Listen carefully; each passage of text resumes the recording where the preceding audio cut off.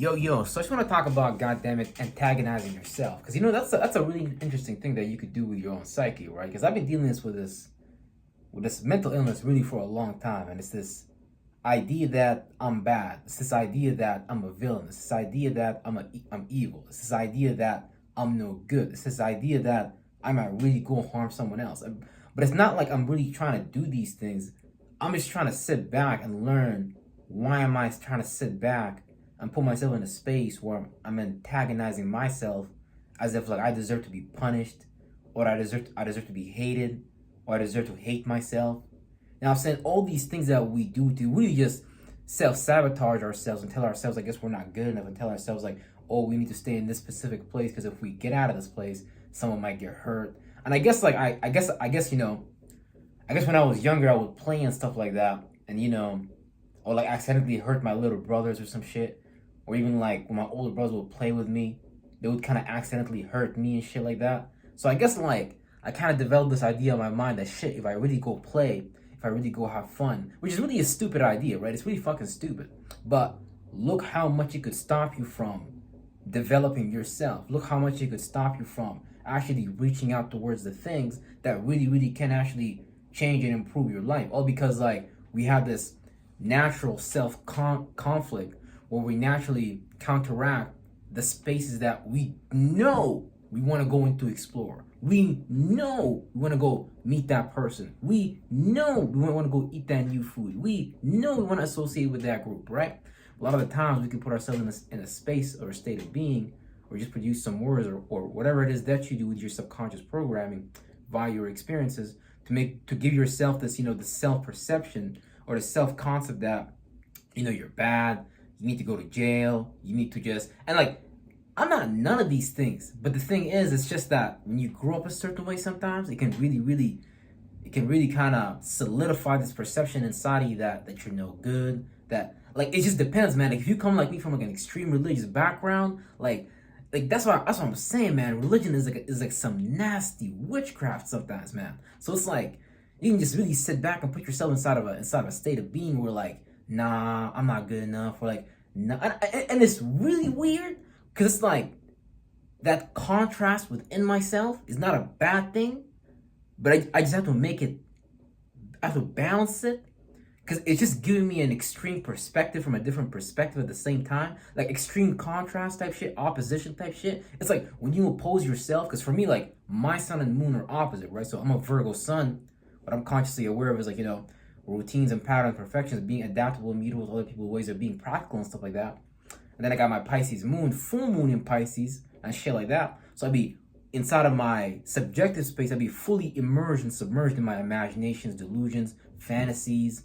Sometimes, a lot of times, it's just mysticism and stuff like that. But I really gotta be able to not dilute those waters with my own flunked out states of being. So when you clear up, your heart chakra, when you clear up these energy blocks, you're able to use these different energy centers a lot more sufficiently. And these energy centers within us can be a lot of times very traumatized. You can have like a very traumatized soul. You can have a very traumatized heart. You might have been through like slavery in your past lifetime, all types of shit. I didn't want to get into that. But the point is, like, the reason why we feel like we're having this extreme experience right now within this moment is really because we're trying to learn to kind of like go through those new experiences, whether it starts off mentally by letting go of those thoughts and feelings that don't serve us anymore, or just kind of jumping into just experiences just in general that counteract what we thought and felt. So we're like, wait, hold on, this didn't happen. So therefore, what I thought and felt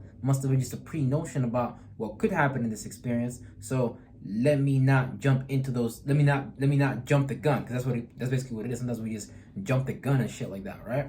So it's really interesting, man. Sitting back and dealing with this extreme contrast within yourself, like, because I could sit back really here and tell you I could make a really good anime with that. I could sit here and tell you about, because I really did. I really could. I could make a sick manga with that. Probably make some sick music with that.